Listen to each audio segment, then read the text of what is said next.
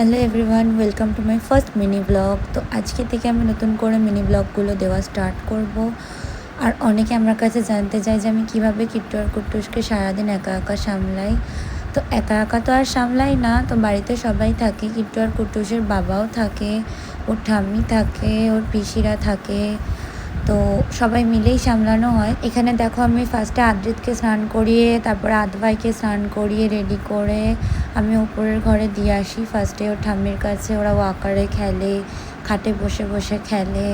তারপরে ওর পিসি আসে, ওর কাকা আসে, ওর ঠাম্মির সাথে ওরা থাকে। দেন আমি নিচে চলে আসি আমার ঘরে, এসে জানলা টালনা খুলে দিই সুন্দর করে। তারপরে আমি একটুখানি বাইরের হাওয়া খাই বসে বসে। তারপরে ঘরটা একটু গুছিয়ে নিই। গুছিয়ে নেওয়ার পর আমি সোজা রান্নাঘরে চলে যাই। ওদের খাবারটা যেহেতু বানাতে হয় আমাকে দুপুরবেলা, তো আজকে রথযাত্রার দিন আমি বানিয়েছিলাম পনির দিয়ে ডালিয়া ওদের জন্য।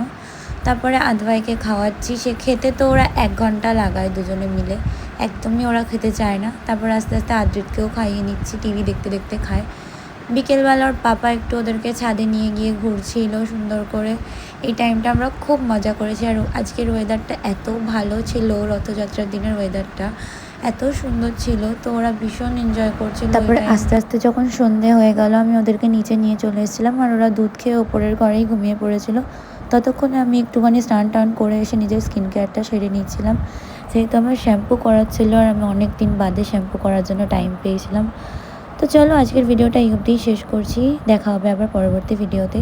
যদি ভিডিওটা ভালো লেগে থাকে একটা লাইক আর একটা কমেন্ট করে দিও অবশ্যই।